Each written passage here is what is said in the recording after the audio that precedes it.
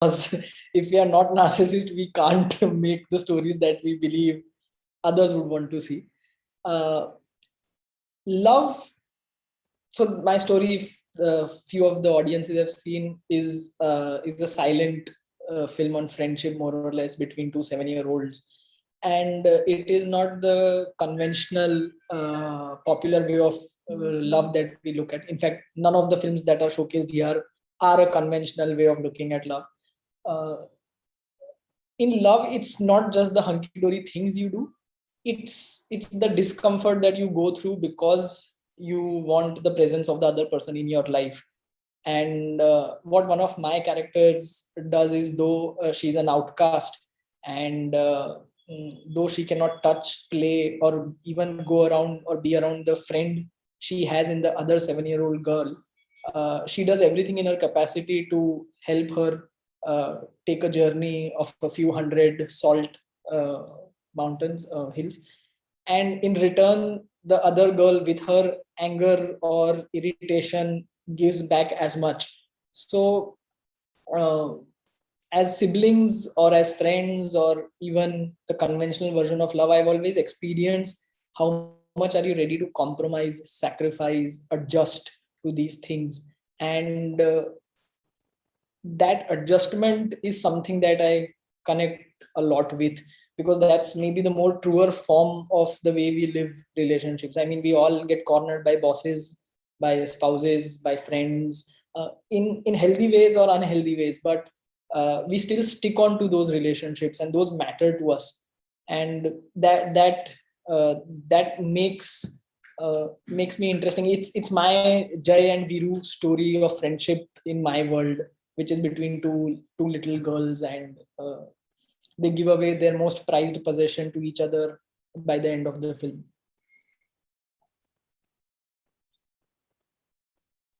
That's extremely insightful. Does anyone else want to follow that up and illuminate us further?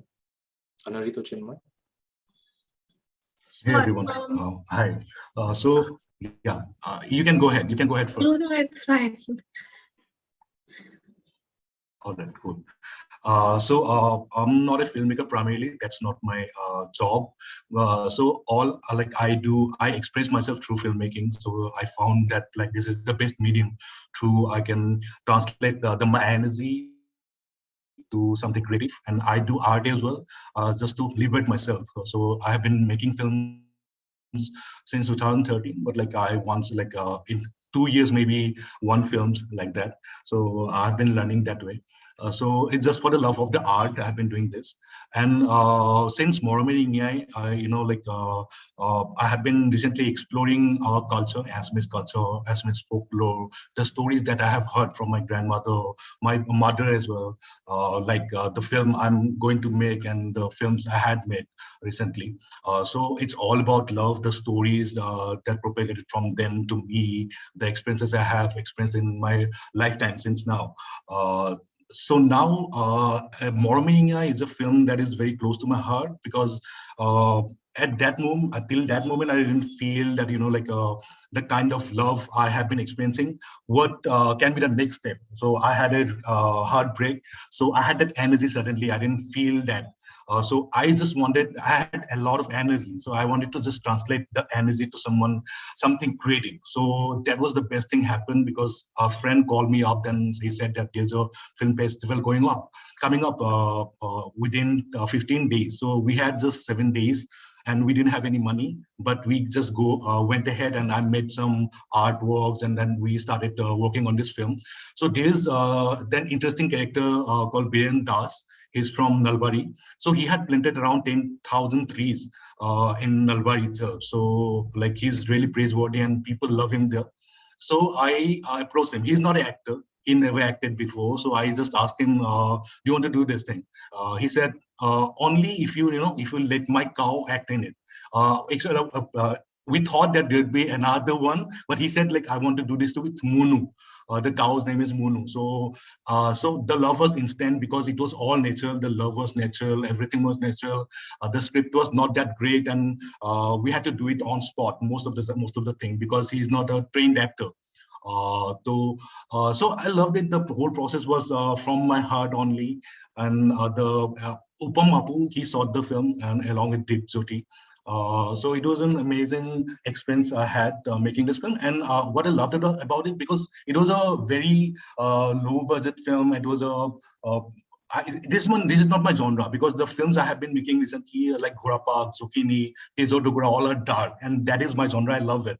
This was not, but people loved it, and even filmmakers like Bhaskar Hazarika, he acclaimed my film. Then he called me up. Then I loved it, and that gave me confidence to just go through the journey and just make Ghora Park. Then again, making Zucchini Namu. Thank you.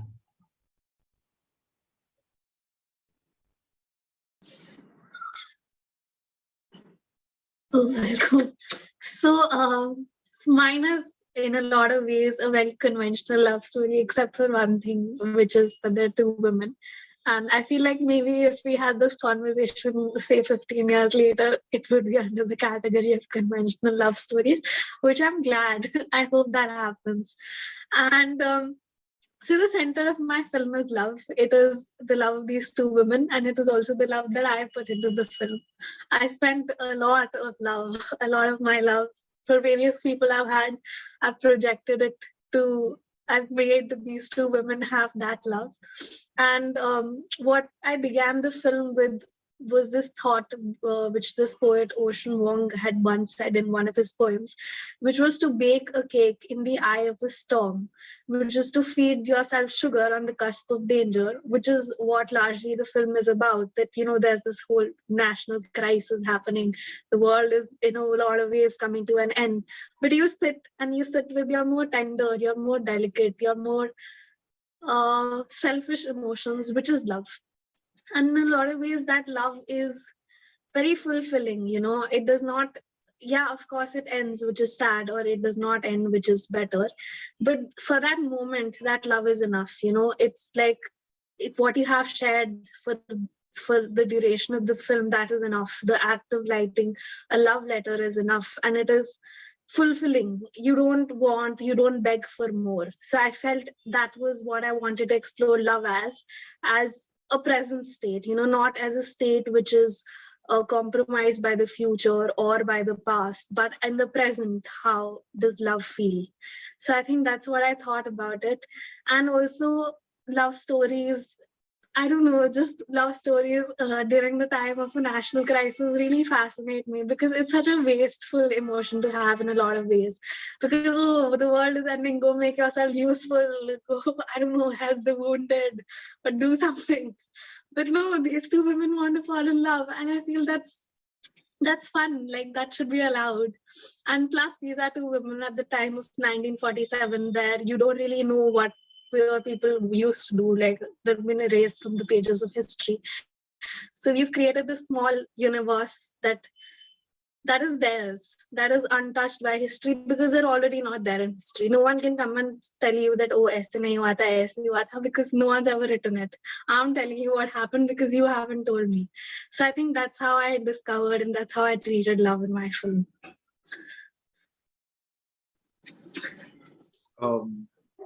I find it extremely illuminating, the order in which we went here, because Ankit has a sort of compromising understanding of love, the give and take, which includes other people. Chinmoy has almost no specific notions about love apart from the love of cinema itself, and it really shows through his movie, because again, as he says himself, it's not his genre. And then Anureet comes in with an extremely personal view of the expression itself of love, in a time when there might be, like Anureet says, better things to do. Dipanjan, I'd love thoughts. Do you have any thing to add, or another question perhaps, or do you want to take this in?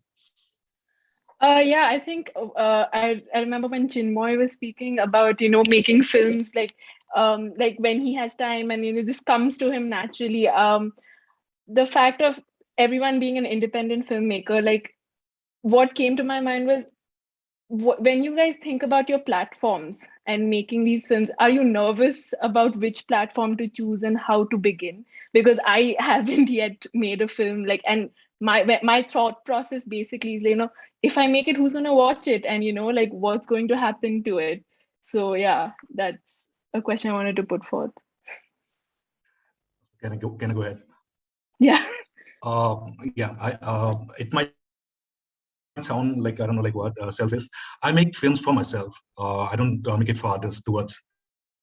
I just make it for myself. I just watch it. If I love the film, I'm happy. I don't need anything else. I don't need someone to come up to me, I loved it. That's better. That's always better. But like the appreciation from myself and the love I get from myself after watching the film that I had made, that's good enough. So obviously, like, I don't have any plan that, if I'm making this film, I'm gonna, distribute to some platform or some other people. No, that's not in my mind right now.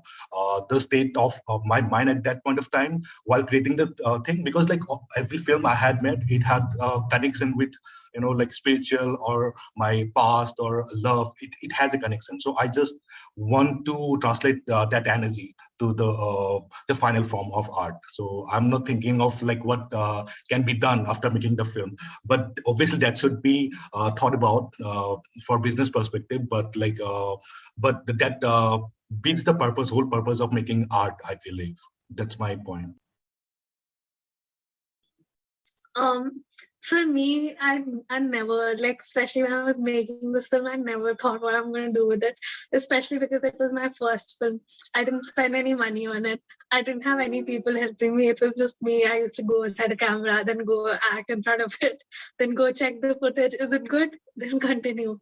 So that's how I shot it. And, as far as platforms are concerned, so it's a very personal experience for me. Even when I write a poem or even when I write a film, I'd say, it's about the world, it's about queer stories and history, blah, blah. But it's very personal. It's like at a given day, I want to watch a movie. It's not that I start writing it. And I don't know. I also make I also make films for my friends and for people I love. So, I mean, like this film was a very small film, and the films I've ever written since, I've named characters after my friends, and I've named characters I don't like after people I don't like. So I'm very petty that way, but that's how I go about it. And I feel also it's like, platforms also come with a lot of control. Like, for instance, this film, I put it out on Instagram, so it was my film. No one could tell me, it had to be 3 minutes 30 seconds long instead of 4 minutes 30 seconds long.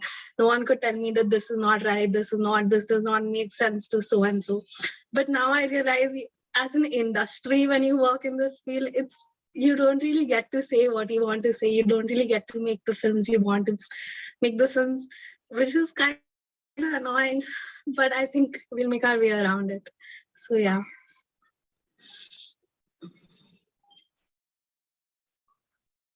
I mean, I partly agree with both of you, and maybe I have a layer of my own version of things where we, of course, make films first for ourselves, and then we make it for audiences. But I do make films for audiences, and I love the craft of filmmaking. So I don't say there's no philosophical gyan around this, but I'm more of a rewriter than a writer, because what I write, I enjoy it, but I don't like it. And when I rewrite, I still enjoy it and I like it a little bit more. So even when it comes to planning or shooting, I am a draft 2, draft 5 filmmaker. I'm not the draft 1 filmmaker, because the draft 1 is for myself. But then the challenge is, can I do something in the following drafts of any part of the craft or the art of filmmaking where I bridge the gap between what I am excited about and what the audience will also get excited about. So that's a very broader view of looking at it. And I've made 3 half-cooked failed short films, if I can say so. And one was a stop motion animation where I tried to lip sync animated characters, which is stupid and crazy to do. But if it was made, I would have been called, this is pure genius. And other one was another live action film, and the third one was something inspired by Tom and Jerry and Wes Anderson together in Ahmedabad. So those experimentations do happen because they excite me, but then if the narcissism goes a little down, then you end up not completing the films, which one should not do. So start it because you like it, and finish it because it's good enough for other people, is maybe the way I would look at the whole process. That's a, again, wide spectrum of responses here, but I think it's also speaking to the changing landscape of how easily we can make films, and potentially in an industry which isn't really responding to it as quickly, but hopefully in an audience which is again expanding its horizons to really be able to understand, because at the core of what we're talking about is the story, right? At the end of the day, all three of us have told very beautiful stories, which is what unites us all on this call as well, because we're so excited about that. Thoughts? Any thoughts, Dibangana? When I wanted to ask that, when all three of you watched each other's films, like what were your thoughts? And because seeing other independent filmmakers, make the films, what questions or thoughts you had for each other? I want to go first on this one. So just before even the call was started, I think we were all mutually talking that making a film and putting it up there, no matter what is the production value, the time, the amount, the craft, all of those details, it's a very, very how do I put it? It's a very vulnerable process, because in the end you have done something, your job is over, and everybody who's going to see it in some or the other way is going to be a critique to it, is going to analyze it. And at the fall of a hat, we all have flipped channels, flipped OTT platforms, gone to theaters, and we have been very easily commenting and criticizing and acting as holier than thou, that it should have been done this way, ya thodi slow hai, ya acting mein maza nahi aayi, and all of that. But art in creation looks different, and art in retrospection looks different. The value comes to us where we are full of our ideas and thoughts and open to being vulnerable, where we are the part of creating it. Of course, not saying that retrospection is not good or critiquing is not good, but somehow after making a film or after working on some films, I just can't critique a filmmaker with the depth of my heart and go all gung-ho and tell him that or tell her that, because I just have experienced it myself, the vulnerability and the effort it takes. And my approach now has become more humble in a way, that what is there that I can learn or I can see in the films that is interesting, because budgets, actors, big names, a lot of time to preparation, they're all subjective things. But when you look at it in the context of what is in front of you, then we all will evolve in our 10th film. But it's not the 10th film that's going to be the film. It's those 9 films. Maybe my 4th short film is my first debut short film, quote unquote. But if I had not done those 3, this would not have happened, and maybe more won't follow in the improvement of the craft. So yeah, and when we open for Q&A, I'll of course ask Chinmay and Anurit what I want to know about their films. But yeah, that's what I would take out of this. If anyone of you all also, Anurit or Chinmay, have questions or another perspective on how you see, another filmmaker's work who might be a contemporary or peer of yours, we'd love to know. Is it weird? Is it alarming? Are you jealous ever, or is it just joy? Yeah, look, it's like when I said that, can you hear me? All right, I cannot hear you, just a second. Anurit, just go ahead. I'll go next. Okay, sure. So I think this comes from the previous question only, that it's a very deeply personal experience, even like for me, and like I believe it is for everyone. So even if I watch, say, Chinmay's film, I know this is a film only Chinmay could have made, and I don't really feel jealous. I feel like, oh, this is like it's just a different kind of brain composition that everyone has. And I just feel excited seeing it because there's so much variety and there's so much to learn from each film. Like from Ankit's film, like I was just mesmerized by the way it's shot. Like I felt like I was there. I was standing on those pebbles, and it was just so beautiful. And like a couple of days back, I'd come across this essay. It's called Against Interpretation by Susan Sontag, and I feel like that essay changed my life, and that is what this question is about. And it's essentially about, you know, how interpreting art destroys art, and how much can you interpret, and like is art really meant for interpretation? And I've started like viewing films and viewing everything in the world through that. Like, do I want to interpret it? Do I want to like understand why the shot was 5 seconds instead of 3 seconds, why the light falls this way? Or do I want to enjoy that the shot was 5 seconds and that the light falls this way? So ever since I've read that, I've started, you know, viewing films like that as a more experiential way rather than a more, you know, puzzle way that I need to solve this film so that, oh, no one can be like, no stupid Instagram cinephile can come and tell me you don't get it. Because I don't want to get it. I want to enjoy the film. So I think that's what I think about this.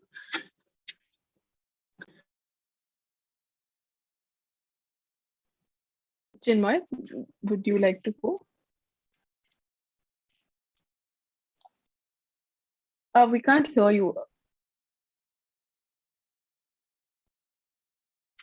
One second, I think there's... We're having some trouble with your audio, Chinmoy. If you can hear us, I understand that you can hear us, correct? Yes. Correct. Okay, perfect. No problem. I find this again thoroughly fascinating because the very notion of what is a good film versus what is an enjoyable film versus what is a film that I like is, you know, one that is solved for filmmakers, right? It's an audience that needs to come and rise to that challenge and meet the conversation that we can have around that itself. And I think that this again is by no means a solved problem, because on this panel itself we have a range of opinions here. There is someone who understands it, and an audience must at the end of the day watch the film and enjoy it. Otherwise there is going to be no more air to breathe to go forward. And there is another end of the spectrum where, you know, as long as the film exists, that is the air that they breathe. And an audience which becomes, and this is again something that I know Map and Lekak also are trying to work towards and try and create an awareness about, that art in and of itself, by virtue of its existence, is something that must be dealt with and something that must be engaged with, which will again only open up more conversations and more, you know, opportunities for filmmakers of all shapes and forms and sizes to show up and tell stories. You know, in this case, we're telling them about love, and so many other things that come within that. But it is thoroughly fascinating. Dibangana, anything to add? Yeah. No, speaking about love, so when I had watched these films, I think, Ankit, when I was watching your film Panchika, I had noticed, you know, for me at least, like the finer, I don't want to give spoilers, but the finer details in the sounds, I feel like the way you chose to detail the sounds in that very large expanse of a shot, I think for me, that is where the love came out. So, you know, suppose this is a very like long shot, there are no people in it, and just sounds of the wind and people walking, and you see there are only two people who are friends, right? And just by detailing those sounds, you can see that it's a very empty space and their friendship is very important. And I saw that as a very important tool that you used, you know, to show that friendship and love in your film. So I wanted to ask all of you that, you know, while making your films, like, did you intentionally, you know, what were the tools you used to show that love? Is it something that, you know, you chose to not say, you know, like, so that people read between the lines, or is that something you want to show, like Anudeep's film, like where you show it like up front, you know? So how did you guys choose to deal with this, you know, how to show love? Because all three films show it in such beautiful and different ways. Yeah. So I had decided to show the love up front and directly say that these two women are in love with each other. And yet a lot of people who've seen the film tell me, they must be friends. which is hilarious. Okay, and the number of times, I mean, it has happened around 15 times with me. People have told me that friendship is so deep. And I'm like, it's not about friendship. But sometimes I just go with it because, sometimes, I don't know, one of my relatives, like my uncle saw it. And he's like, that's a deep friendship. So I don't even know how it gets lost, but apparently it does get lost that these two women are not like lesbian. So I felt like the treatment of love, I feel it comes, love is like a cake. And I'm saying this not as a filmmaker, but also as a lover. So love is like a cake. So when I thought of this film, I wrote like the letter, and then for 6 months I just forgot. It just kept marinating and baking for 6 months. And it's not like I was actively doing something. It's not like I was actively going out and seeing which color sari should someone wear. I was just baking it.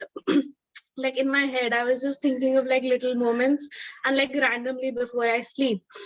And so a lot of it, I don't even know if it was deliberate. Like there were many things. There was the way someone's hand shivers in a shot. There is the way light falls. But I don't even know if it was deliberate or it just came after being, consumed by the film for so long. And I felt like I wanted to show love as the letter, in contrast to the lack of love, which is the world.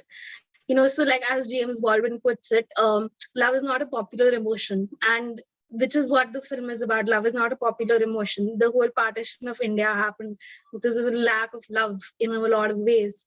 And so in contrast to that, you have a love story. So I think that's how I came across love in my film while making it.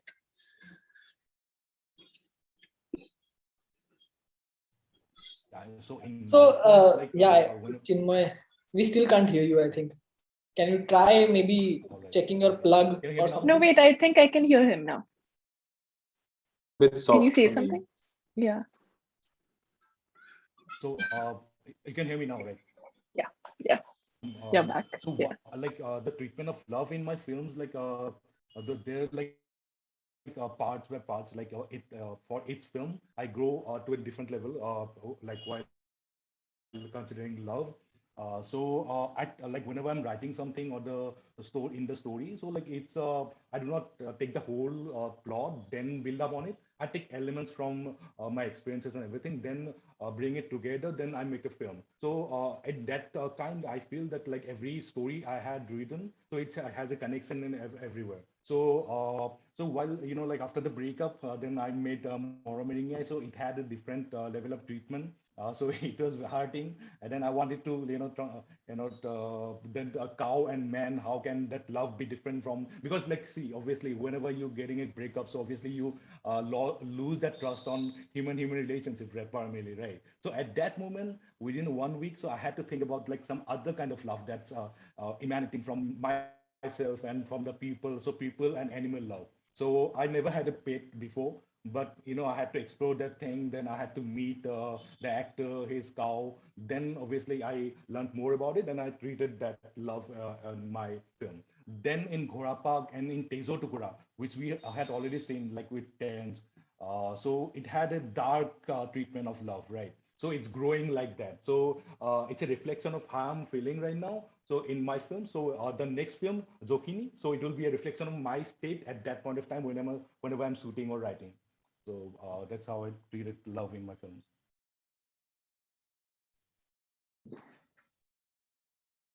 Interesting. I think I like Anurit always giving so many references of very evolved artists, and you have it at the tip of your tongue, which is like amazing.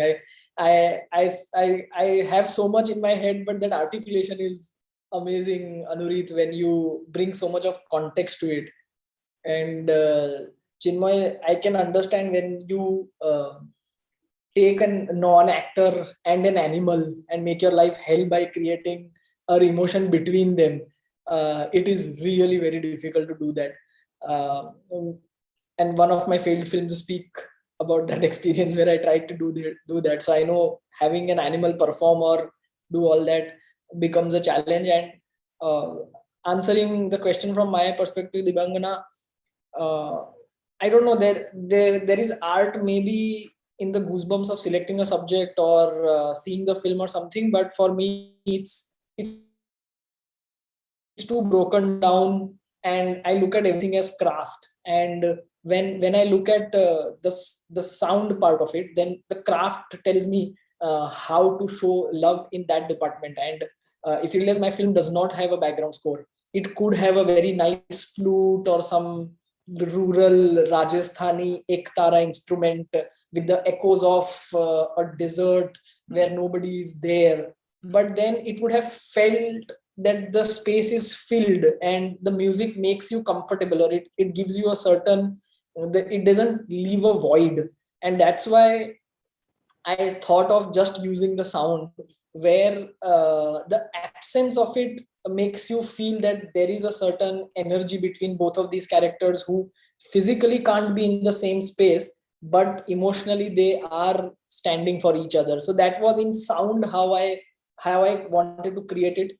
While in the filming process, I suddenly started looking at all the tracks of Hollywood films which are about a one man on a journey, and started putting them in the edit. And I lost my initial thought of doing it, but then it didn't fit, and thankfully I came back. So Pritam Das, who got a Filmfare for best sound design in, I think, Love, Sex or Dhoka, I just went to him and I said, this is not happening, and I just want the sound to, just be rhythmic enough. So maybe it helps when you are assistant running on sets where that guy has done sound design, so he chipped in. The same happened for the camera, where if you realize, in while shooting, there is a person who does focus pulling, and there is the cinematographer. Of course, we don't have the budgets for one more man just to move the rim. We assume it that that's what the cinematographer is going to do. So there were challenges that we could not, in a journey film, you could not follow the character on a camera. Is like, it's a frustration for the cinematographer, because he has to put it only on tripods because the director can't afford another guy on set, right? But then I think the cinematographer used it in a space where, because the film is so slow and they have distance, he shot it in a way that you could always see that there is a physical distance of a few feet or meters between them. So we didn't make it constantly comfortable by showing the same thing from 5 different shots and making the person feel that ha maine pura area dekh liya, now it's all going in line. We deliberately kept the lensing and the framing in such a way that one girl looks a little far away from the other, and not just giving close-ups and all angles and the OTS and the storyboarding of it. So that was one deliberate thing in the camera part. In the art part, there was the whole location I scouted for like 6 months all over Gujarat, and I wanted a location which is so bare that you don't find shadow, you don't find flowers, you don't find a soothing space. So from a location point of view, that's how it enhanced the whole tension between of they being distant but being together. It's like two poles of the magnet. They don't stick and they don't completely fly off. If you force them, there'll still be a weird tension between that. So yeah, and I think that's just gone on all the departments from edit to everything. And that tension was what I think, if you can sustain a slow film, because it is a slow film, then you can enjoy the whole feel of experiencing that. Yeah, definitely. And I think the simplicity of the shots in all three films, I guess, with Ankit, that long shot where all three characters are there. Then in Chinmoy's, the where there's that white cow and the protagonist is walking with the brown cow and the white cow kind of just stays. And then in Anurit's is that, the braiding of the hair. Like these are such, like, just pause with these shots and images. Like it really, that really strong imagery in it. So Terence, do you want to add to that? I was specifically fascinated with what Ankit said towards the beginning, that it is the craft that to him is the important factor, and it makes me think of the notion of art valuation today in terms of, let's say, films, is put down to certain metrics, is put down to certain numbers or clout or hype, right? How many people watched it, how many people shared it, how many people bought a ticket. That seems to be how we judge successful art versus unsuccessful art. But again, the notion of craft really should be what separates us and puts us on our journey. And obviously, craft is an evolving factor of art. You can't have completed a film and then say I've arrived at the end of my journey. It is only new learnings for the next one, whatever it may be. I'm curious because I know we have about 5 minutes before we open up for Q&A. Did the process of making this movie open up any new holes in your own understanding of your craft? Any new challenges which you hope to address in your next work? Is anything? A lot for me. And I just kept telling myself, you are not allowed to make this your 4th failed film. Whatever this is, you have to release it. So I can keep going on about it. There is something like a patch shoot, which is very famous for people who come from a certain commercial film background like me. And we know that that's the safe thing to do. But I wanted to avoid it as much as I could. I took the camera and some very few crew members because I felt I need to do the patch shoot after 6 months of editing and not going anywhere. And when we went there, we just felt that nahi, wo emotion nahi aa raha, wo space nahi aa raha. We can't do it. And that again, at that point, we decided that no, the cinematographer can't solve this problem. This needs to be solved back at the editing table. So it's not the perfect version of what I'd expected. I just hope people who know the flaws tell it to me personally and not on social media.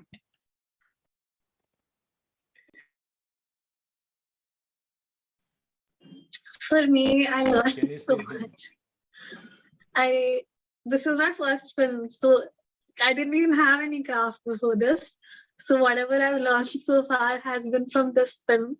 And it was, I don't know, it's just so nice to just realize things. It's like these little moments where you realize, oh, what a wide angle shot is. It just like blows your brain. So I think, and as I'm writing more, I'm realizing, I never really learned personally the technicalities of either writing films or making them. I studied economics. I just graduated last year. And what I learned was on my phone. So even now, when I realize, oh, what a fade-in can actually do, it just gives you this brain orgasm. So, I can't wait to learn more, and I just feel like it's just the beginning. I like right now in this panel, I feel like I've learned so much in the past like 40 minutes only from Ankit and Chinmoy. So I'm just excited to learn so much more.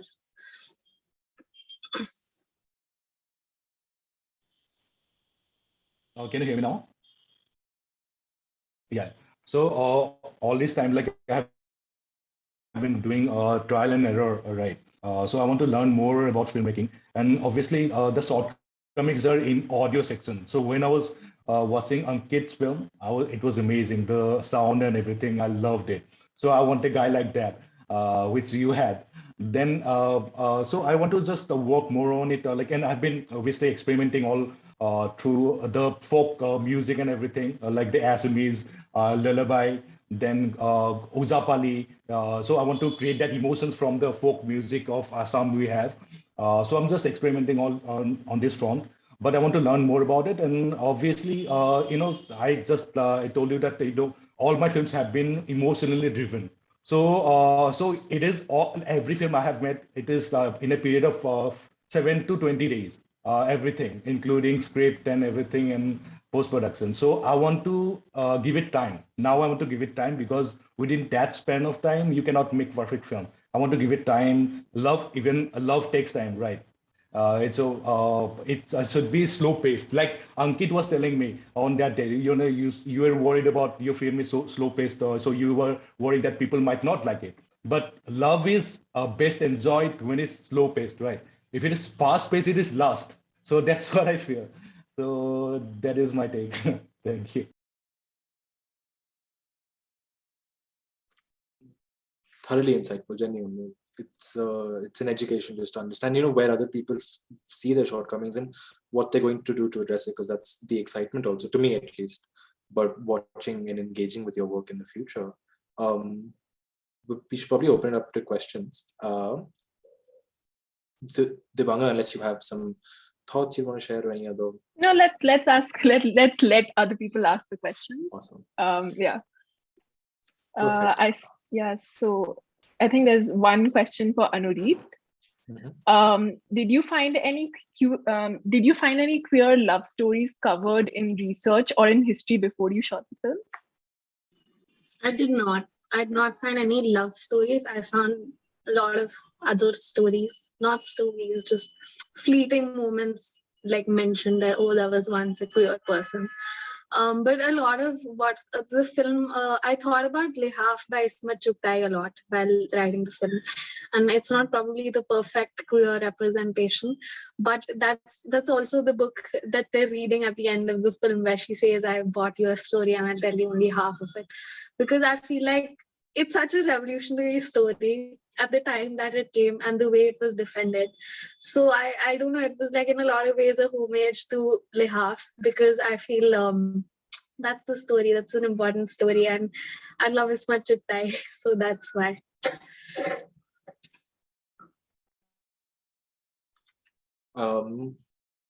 We have another question from Ankit this time. Do colored rock salts even exist? This individual loves the lovely use of the pebbles to showcase the taboo friendship between the two friends. Can you answer this? Put them at rest. Okay, I'm caught. They don't exist. But that's what you call cinematic liberty. And when somebody tells you, sorry, just a second. When somebody tells you that there is no logic in XYZ, so Dibakar Banerjee's cinematographer Nikos had this very interesting logic. He said, this comes from the same space from where the background score comes. Like in real life, there is no background score, and we are completely manipulating the audience. So it's not a documentation. Even a documentary is a document story. So this is fiction, and there is these things. But a very interesting question, because in a place where there is nothing and white pebbles take that space, in retrospect, it's the obvious thing to have something which is of the same form factor but is a little different, maybe in gold, maybe in different colors, maybe packed in a box which is very special. So that is what was the approach. And color, a little trivia, plays a lot of interesting things, because a lot of foreign audience don't realize who's the girl in the front and in the back, because I gave them very similar costumes. That is one big learning I took, that I should have given a yellow costume to the girl who's following, because it's so silent and so subtle in those things. And when I look at even commercial films and I see Kill Bill's poster, I'm like, wow, that girl was wearing yellow. It's so obvious. And when I even look at other world cinema, I just see people wearing sharp reds and blues. And at that time, when I was critiquing, I always felt, अरे बहुत ही flat क्या ऐसे दिया, थोड़ा कुछ detailing देते. But now I understand that it helps the narrative move so forward, because you don't have to do the basic decoding of who's this person. So yeah, that's my bit of adding color to the whole thing to bring the separation to get the idea across. Absolutely fascinating. I would not have guessed. I'm thoroughly fascinated that this question came up. But very exciting. I think what you're talking about, in terms of the perceptions of audiences across your experience with the festival circuit, speaks to our next question as well, which is also open to the other two on the panel.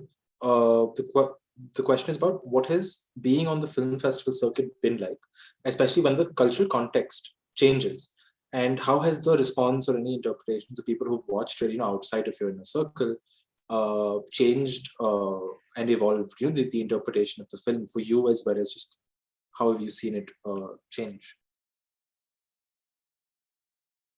Chinmay, you want to go first? Yeah, sure. I believe I'm audible, right? I'm audible. Cool. See, all I've been trying is It is like for Tejo Tukura, this is a film like I made. You're from Rajasthan, Ankit is from Rajasthan. So you have Kathaputli, right? So we in Assamese, we have Assamese puppetry. So it has been going extinct now because like there are people from villages mostly. They are like in fairs and everywhere. They were doing it. Like when I was a child, so I just had watched it once. So I just wanted to preserve that thing because I never before, like after that, like I never watched that Putalanas, which is called in Assam Putalanas. So I wanted to conserve that thing in my film. So I wanted to use it for the people, even the newcomers and the like new audience, like who wants to watch it on a bigger screen or maybe in their YouTube screen. So I wanted to use that cultural entity into my film. So I had used it. So after you watching the teaser, so many have taken interest, and we have discussed in forums and WhatsApp groups, Telegram groups about this. So I believe the younger generation, they're learning more about it. So that was actually my motivation to make that film. And throughout like Uzapali, Borgit, I have been using. So obviously people know and they had seen it like in somewhere or other places. But like through my films, what I want to tell them is this is like I want to give them a platform, like they can talk about it and they can just share it like with other people, the mainstream India. This is our culture, this is Assamese culture, and this is where preserving it, and this is what you can learn from our culture as well. So that has been my motivation, and obviously people are talking more about it because Khorapak, the teaser was amazing. And it's in an OTT platform, so like everyone shared and everyone is talking about those. There's a Upper Assam and in Lower Assam, that the dialect is different, and people have been talking, texting me that it is called Listen is called Khorapak in Lower Assam and Bak in Upper Assam. So there's a interesting blend of culture as well in Assam. So we are experiencing more and we're exploring more about it. So if my film could do any better to the culture, so I believe like that is my success.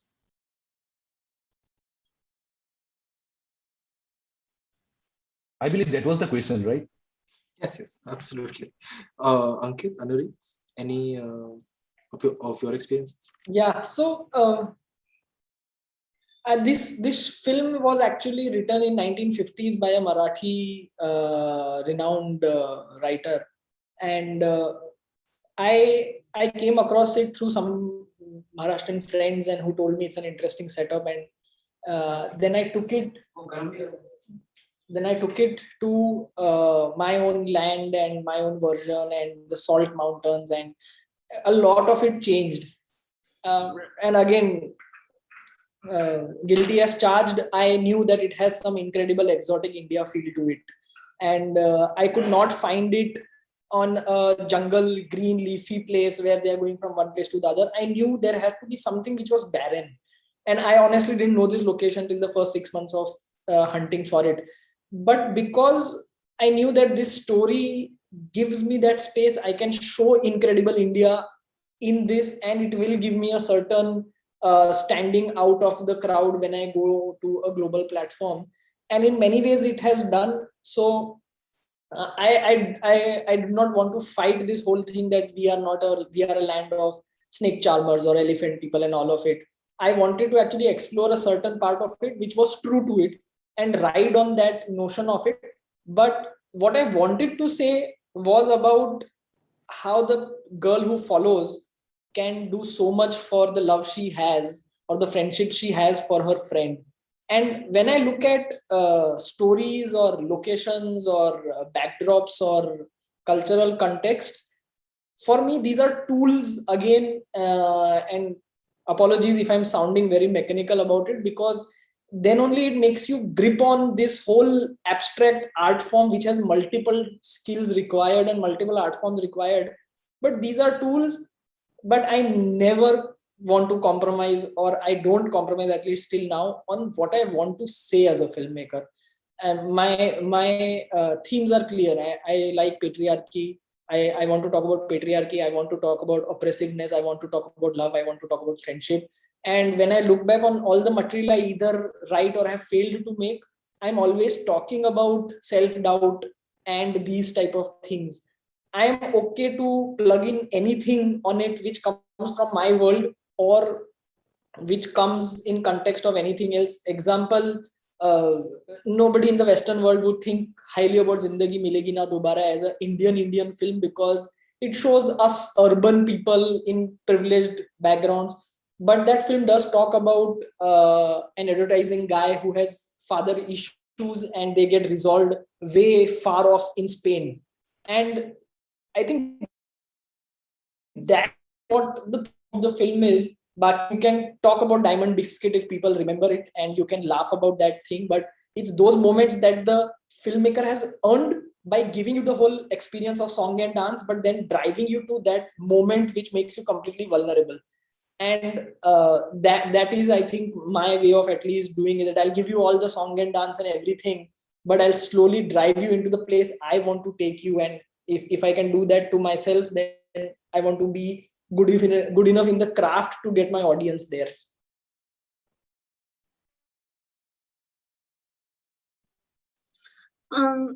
How I see the whole film circuit thing, film festival circuit. So this is my first time. Actually, I didn't know what a film festival was before I made a film. So I had a lot of fun. And what I understood was there's nowhere in a film that you can hide, you can be like, oh, no one will notice, but people do notice. They notice everything. They ask so many questions. And it's so interesting because it makes you, I don't know, it makes you more responsible. It makes you like, you don't want, like when you're writing your next film, you want to justify the pause that you couldn't justify in your last film. So that's how I see it. I really like, people watching films because they like films and, asking questions because they care so much about a film. So I don't know, it's just very interesting to me that, the whole idea that, people somewhere else, like, I don't know, my film was shown in Mexico. And so they sent me, like, they translated the subtitles into Spanish and they sent it to me, and I had to create like a whole Spanish version of that film. And like while I was making that film, I never thought that someone in Spain might want to Mexico might want to see this film. But I don't know, I think it also makes you realize whether your film is universal or not. Because for instance, this love was universal, the partition was not. But you still have to make those people who've never, like for instance, for me, partition was a very personal thing because my grandparents went through it. Like I've grown up hearing stories of partition the whole time. But those people haven't, and you still have to make them relate to it. So I don't know, it just makes you want to grow so much more as a filmmaker. I think that's incredibly valuable. Yeah. And again, it speaks just the breadth of experience here that, you have such incredible feedback coming back in, and how that, adds to what you understand of your original intention, as Ankit spoke about earlier on. And, in retrospect, what you can see yourself through the lens, hopefully the gift or otherwise not, of other people also viewing it. We have one final question, which I think we can open up to a slightly more general answer. Someone wants to know how they can join any of your teams as an actor, if at all. But do, instead of answering that only, do help us understand where, if any of the audience members can keep up with your work. Where can we find you talking potentially online? Anything that will help us become more fans? Chinmay, you want to go first? Yeah. So for all my films, I have a Facebook page, Chinmay Verma, or my Instagram page. So you can always see me posting about my upcoming films and everything. We have been doing a crowdfunding for my next short film called Jokhini. It's a legend on for SMS folklore only, but it's an amalgamation of two different culture from two different states of Northeast. So beautiful story. So we are planning to shoot it on the later half of this year, but we are just crowdfunding on moviescenes.com. So Eva will share the link here. So you can just watch the teaser and why we are making this film. So thank you so much. And if you want to join our film, and yeah, you can just text me, or you can share your work with me. If that suits my film, that's it. Thank you. Anurit, Ankit, any plugs, socials you'd love to tell us about? I'm on Instagram as Alurit. So you can just text me there. I don't really have any work to offer right now. I'm finding work myself. But you can text me and we can make something together. I'll probably reply in an hour. I spend my whole day on that app. So that's pretty much it. And you can also email me. Even I'll put my email here. I would advise putting your email in the chat, but sure. Yeah, I think I've also Ankit. put my Instagram and email, and maybe Chinmoy, you can also do that for convenience. I have a bit of a maybe pessimistic answer to this, that if somebody, if I want to encourage myself pessimistically, I say, thank God you don't want to be an actor in life. You just want to be a director, because believe me, acting or getting successful acting is scary for me, and I don't want to scare you guys off, but it needs a different level of conviction, because you are the icing on the cake, and you are also the structure of the film, both of it. Everything else happens behind the camera, but you guys have to go there, play the test match, or hit that sixer, else the film will not work the way it should work. And if you fail, it's not your failure, it is as much as a director's failure, because that person has lived the story more than anyone else, in an ideal situation. Uh, uh, I have assisted quite a few people, and I have been fortunate to learn a lot of things and unlearn a lot of things. But I feel times are different. Social media is there, YouTube is there, and the realistic way to go about it is just act. Just put a camera in front of you, do some mood lighting, wear some fancy Egyptian costume, and just play that Egyptian pharaoh's role. Because there are a lot of filmmakers like us, maybe lesser known and definitely more known, or lesser experienced and more experienced. But don't go into this space of wanting to work with certain people or being on social media to constantly stalk certain filmmakers, so you get to act in their film. One, we don't deserve that much of attention. Two, we don't control that, because if like Chinmoy is making a film of an old man, I understand that he has to go to the trauma of casting a non-actor who looks that part. I did it with my two girls, where they have become more like daughters to me in the past 2-3 years. And I tried urban Ahmedabad confident girls who used MAC ka makeup and gave very confident, hi, I'm Ananya type of auditions. And I wanted to do it with them because they were from my world and I could easily get them perform, but they were not believable. So we can't control that, and we are ourselves bound by the script if we are true as filmmakers. If we are Rajkumar Hirani, then maybe we can do it with Ranbir Kapoor or Amir Khan. But then I think a different set of people would be asking them for a lead role, and you and I won't come in that picture.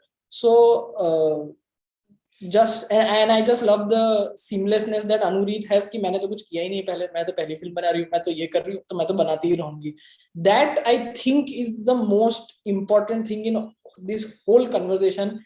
And you will not get the role of a Nazi dictator one fine day, but you can just put on the camera, go to Mangal Das, Chhagan Lal, Dresswala, wear that, and become storytellers. Don't put it on the writer that मेरे पास कहानी नहीं है. Don't put it on the director कि मेरे पास वो नहीं है, गया वो time. We are all storytellers. If I can indulge, I'm a brand consultant for a real estate firm. I literally sell sample apartments. That's my job, and that's where I fund my things. And if I'm not a storyteller there, then I can't be a storyteller in films. So if you don't have stories, Oscar Wilde has plays which are now not in copyright, and amazing plays that can become Govinda films. Believe me, they are brilliant.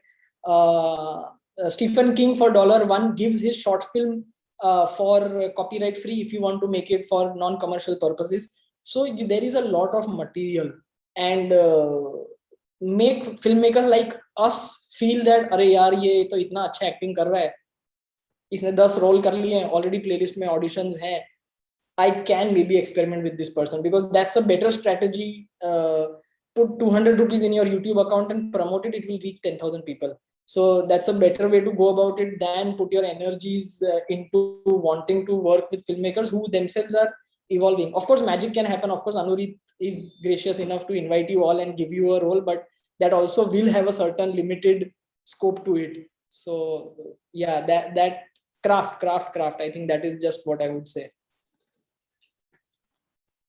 Okay, so wrapping up with yet another beautiful thing Anurit said was there's the universality of film and the universality of love, which is the theme of our discussion today. So thank you everybody for joining. Thank you Abhishek.